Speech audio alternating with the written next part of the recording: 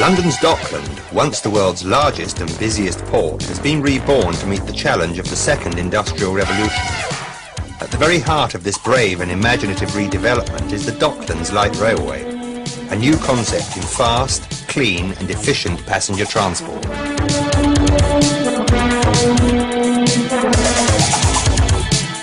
The new trains, which are bright, spacious and comfortable, afford the travelling public spectacular views of London's new Dockland as they move swiftly over this new inner-city highway.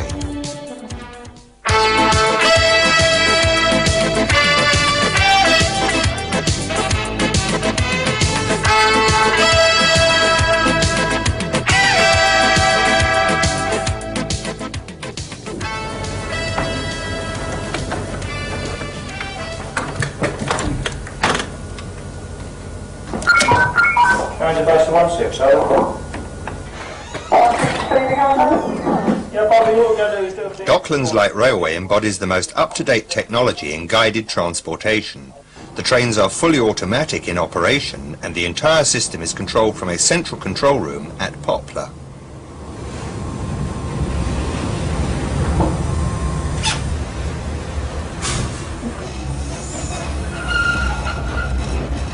The very nature of automatic train operation means that if for any reason a train becomes disabled, a very specific procedure must be introduced without delay to ensure the line is cleared for traffic and complete safety of operation is maintained.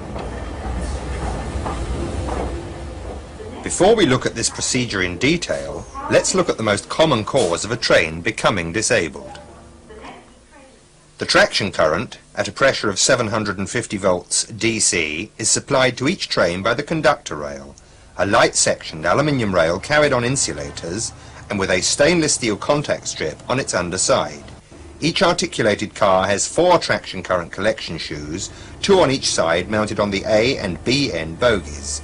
These shoes, which are made of copper, make contact with the underside of the conductor rail and are held in position by compressed air.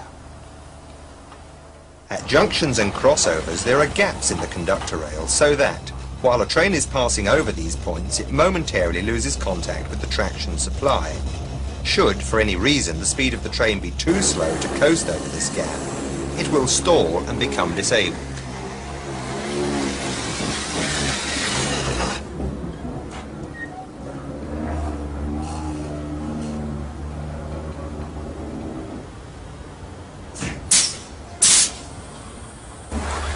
Transit 1-4, transit base, over. Now let's look at an actual incident.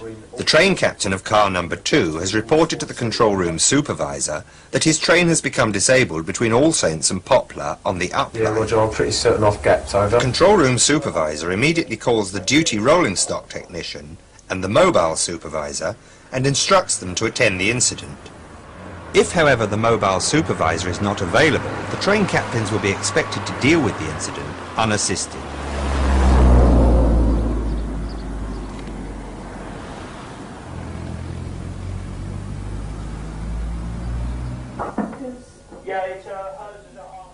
He then instructs the train captain to secure the failed train by opening the emergency driving position and depressing the red emergency mushroom button. At this stage, the train captain should inform any passengers of the circumstances of the delay. Now it is up to the control room supervisor to decide whether an assisting train can be brought from the front or the rear. He will make this decision according to the location of the failure and traffic conditions. In this case, it has been decided to assist in the rear and adopt the push-out procedure.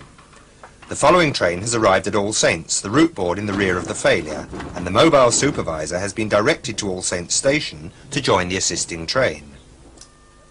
The control room supervisor advises the train captain of the failed train that assistance will come from the rear and that the push-out procedure will be used. The train captain of the assisting train is now given precise instructions. She is authorized to open the leading end emergency driving position, select the emergency shunt driving mode, and to proceed at caution, not exceeding 20 km per hour, to the location of the failed train. The train captain is making an unsignalled move and must come to a clear understanding with the control room supervisor as to which routes and points have been blocked and the precise termination point of the move authorized. The The train captain must be prepared to stop short of any obstruction and must stop short of all points in order to check their position.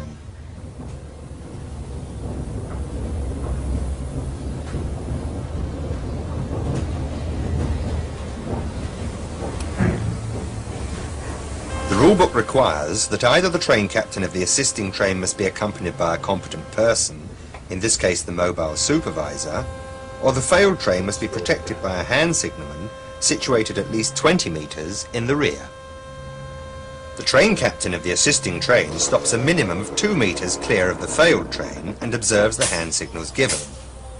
If the duty rolling stock technician has not yet arrived at the site, the train captains must couple the two trains.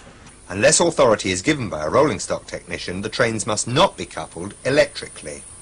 Before going any further, let's look at the auto coupler in detail. It is of the Scharfenberg type and is self-centering and self-aligning by means of handed horns below the coupler itself. In the centre of the lower coupler face is the main reservoir air connection with rubber seal. Above the auto coupler is the electronics coupler, containing the 42 electrical connections for operating trains in multiple. These connections are protected by a hinged cover which swings up automatically when coupling takes place. The electronics coupler head can be racked back by means of this lever when an electrical coupling is not to be made. If an electrical coupling were made between a failed and a healthy train, the result would be the transfer of the fault to the healthy train. Returning to the push-out, each train captain must now check that the coupler isolating cock, located under the offside front of the train, is in the open position, handle in line with the pipe. They must then check the position of the electronics coupler, racking it back if necessary to avoid electrical connection between the failed and healthy trains.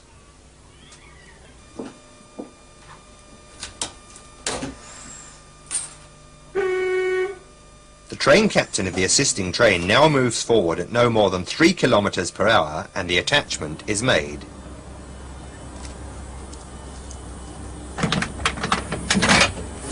She must now carry out a pull-away test by depressing the reverse button on her emergency driving position and moving the joystick to the power position.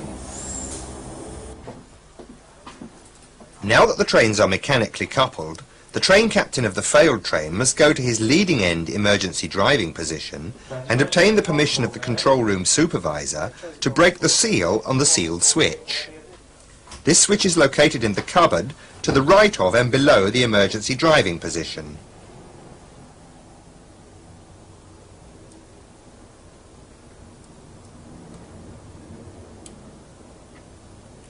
He places this switch in the down position. He must now depress the converter healthy lamp button to reset his auxiliary supply. This will have tripped within 3 minutes of the loss of traction current. Finally, after resetting the emergency mushroom, he must ensure that the air pressure lamp is illuminated on the panel.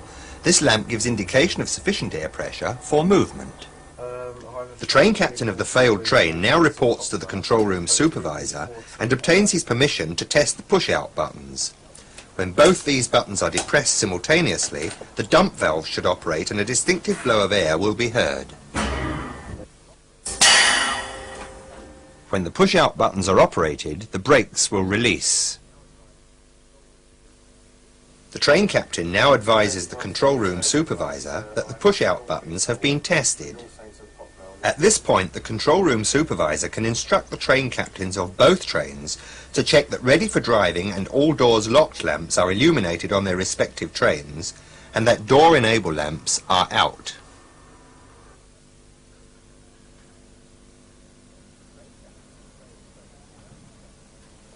The train captain of the failed train is now instructed to depress both push-out buttons and the push-out can commence. Precise instructions are given to both train captains as to the extent of the move authorised, in this case to route board 4-2 at Poplar. The push-out movement must be made at extreme caution, the train captain of the failed train keeping a sharp lookout and being ready to release the push-out buttons in emergency.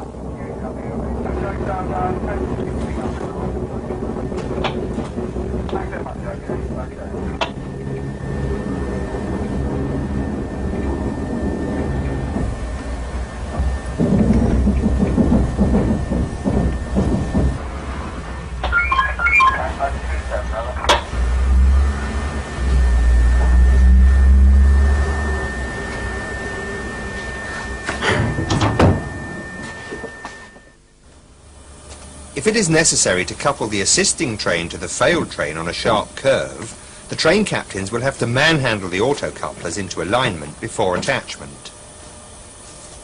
Swing each coupler vigorously until the self-centering spring is overcome, after which each coupler may easily be moved into alignment. The attachment may now be made.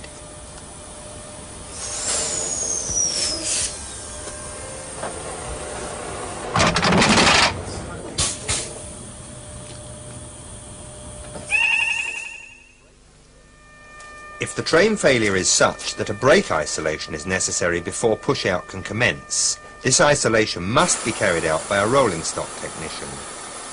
This procedure involves the closure of 3 brake isolating cocks and the release of the spring-applied parking brake.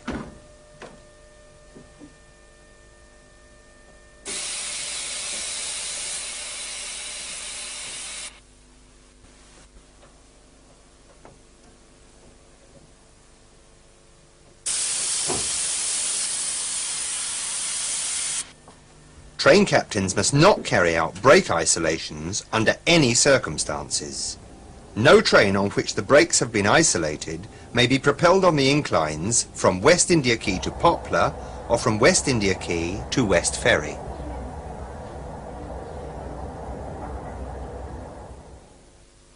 Transit base, transit 08, come in please. Transit 08, transit base, go ahead over. Yeah, transit 08, It is essential, if the push-out procedure is to be carried out safely, efficiently and quickly, that radio communications between train captains and the control room supervisor are succinct and clearly understood. Listen carefully to the instructions you receive and repeat them to the control room supervisor. If you have not completely understood an instruction, ask the control room supervisor to repeat it. Use the radio procedure correctly.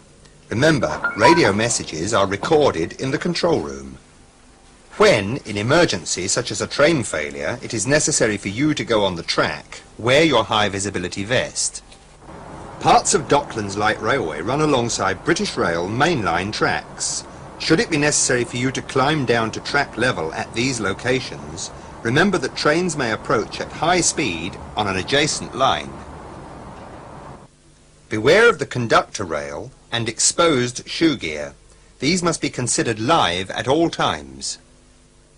Stand clear of trains while coupling or uncoupling and never go between vehicles unless they have been secured and immobilized. EDP key switches in the off position and keys removed. Passengers are our first consideration at all times. Pay special attention to their safety and keep them fully informed. Finally, remember, Docklands Light Railway is an automatic railway, and trains may approach and pass without warning.